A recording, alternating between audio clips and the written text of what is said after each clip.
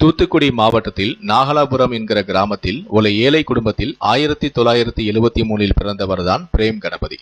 7 குழந்தைகளில் ஒருவராவார். 10ஆம் வகுப்பு வரை மட்டுமே படிக்க முடிந்த அவருக்கு பிரத்யேக திறமைகள் எதுவும் கூட இருக்கவில்லை. வறுமை அந்த கிராமத்திலிருந்து அவரை சென்னைக்கு துரத்தியது.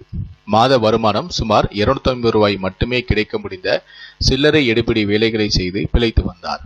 அதையும் முடிந்தவரை சேமித்து கிராமத்தில் இருக்கும் தன் பெற்றோருக்கும் அனுப்பி வைப்பார். அப்போது பழக்கமான ஒருவன் மும்பையில் 1200 ரூபாய் மாத வருமானத்தில் வேலை தயாராக இருக்கிறது என்று சொல்ல, வீட்டுக்கு கூட தெரிவிக்காமல் அந்த ஆளுடன் பிரேம் கணபதி 1990 மும்பைக்கு ரயிலில் பயணமானார். மும்பையில் பாத்ரா ரயில் நிலையத்தில் அவருடைய சட்டை பையில் இருந்த முழு சேமிப்பான 200 ரூபாயும் திருடி கொண்டு கூட வந்தவன் மாயமாயி மறைந்து விட்டான். அப்போதுதான் தான் ஏமாற்றப்பட்டு விட்டோம் என்கிற உண்மையை பிரேம் கணபதி உணர்ந்தார். 17 வயதில் கையில் நயா பைசா இல்லாமல், பாஷையும் தெரியாமல், தெரிந்தவர்களும் யாரும் இல்லாமல் அனாதையாய் நிற்பது கடுமையான துர்பாக்கியம் அல்லவா? பிரேம் கணபதி மேல் பரிதாபப்பட்ட ஒருவர் திரும்பி சென்னைக்கு போக டிக்கெட் வாங்கி கொடுக்க முன்னும் வந்தார். ஆனால் தோற்ற மனிதராய் சென்னைக்கு திரும்ப பிரேம் கணபதிக்கு மனம் வரவில்லை. மும்பையில் மஹிம் என்ற பகுதியில் ஒரு பேக்கரியில் பாத்திரம் கழுவும் வேலை கிடைத்தது. மாதம் 150 ரூபாய் சம்பளம் என்றாலும் இரவு அந்த பேக்கரியிலேயே தூங்க இடமும் கொடுத்ததால் இந்த வேலைக்கு சேர்ந்து கொண்டார் பிரேம் கணபதி. சில மாதங்களிலேயே டீ கடையில் டீ விற்கிற பையனாய் முன்னேறினார். சுறுசுறுப்பும் முக மலர்ச்சியுடன் பழகிற தன்மையும் கொண்ட பிரேம் மற்ற டீ விற்கும் பையன்களை விட 3 மடங்கு அதிகமாக டீ விற்று வியாபாரத்தையும் பெருக்கினார். நாள் ஒன்றுக்கு 1000 ரூபாய் அளவு தான் ஒருவரே டீ கடையில் சம்பாதித்தும் கொடுத்தார். ஒரு வாடிக்கையாளர் அதை பார்த்துவிட்டு ஒரு டீ கடைக்கு தான் முதல் போட தயார் என்றும், பிரேம் கணபதி டீ கடையை நடத்தினால் வரும் லாபத்தில் பாதி எடுத்துக் கொள்ளலாம் என்றும் சொன்னார். பிரேம் கணபதியும் ஒத்துக்கொள்ளவே புதிய டீ கடையையும் துவங்கினார்கள். பிரேமின் திறமையால் வியாபாரம் மிக நன்றாக நடந்தது. லாபம் அதிகமாகிக் கொண்டே வருவதை பார்த்தவுடன் இத்தனை பணத்தையும் அவனுக்கு தர வேண்டுமா என்று முதல் போட்டவருக்கு பொறாமையும் ஏற்பட்டது. அவர் பிரேம் கணபதியை டீ கடையில் இருந்து விலக்கிவிட்டு சம்பளத்துக்கு இன்னொருவரை வைத்தும் கொண்டார்.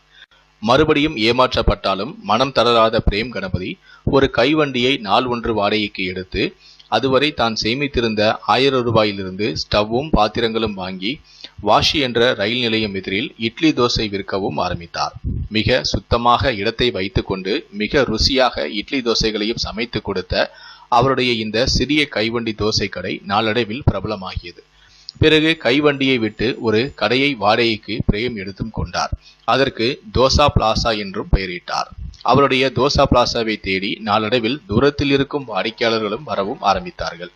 மிக நல்ல வருமானம் வர ஆரம்பிக்கவே சைனீஸ் உணவு வகைகள் செய்யும் கடை ஒன்றையும் பக்கத்திலேயே வாடகை எடுத்து கொண்டார்.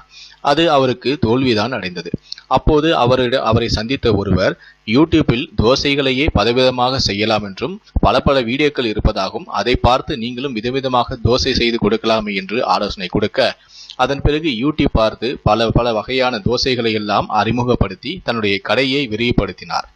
அவருடைய மெனுவில் 108 வகை தோசைகளும் இருந்தன.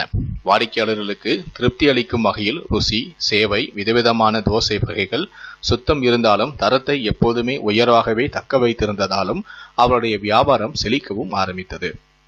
இன்று இந்தியாவில் 50க்கும் மேலான தோசை பிளாசாக்கள் பிரேம் கணபதிக்கு உள்ளன.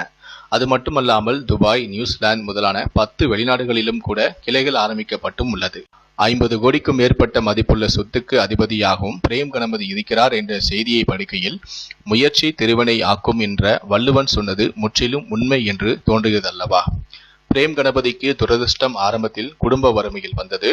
அடுத்தது மும்பைக்கு அழைத்து போனவனால் வந்தது. அடுத்தது லாபத்தில் பாதி தருகிறேன் என்று சொல்லி ஏமாற்றிய ஒரு வியாபாரியால் வந்தது.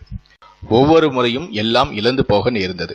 ஏமாற்றப்பட்டதையே வருவோர் போவோரிடம் சொல்லி அனுதாபம் தேடிக்கொண்டு நிற்காமல், புலம்பாமல், அடுத்ததாக என்ன செய்து அதிலிருந்து மீள்வது என்று சிந்தித்து அதற்கு ஏற்றபடி புத்திசாலித்தனத்தோடு சலிக்காமல் உழைத்து அதிர்ஷ்டத்தை பெரிய அளவில் ஏற்படுத்தி கொண்ட பிரேம் கணபதியின் வாழ்க்கை பல பேருக்கு படிப்பினை.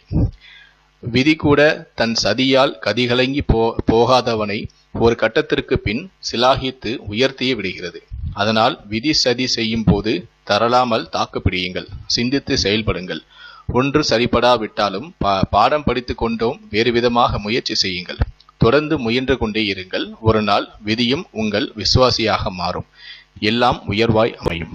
விடாமுயற்சியால் வெற்றி பெற்ற பிரேம் கணபதிக்கு உங்களுடைய வாழ்த்துக்களை தெரிவிக்கணும் அப்படின்னு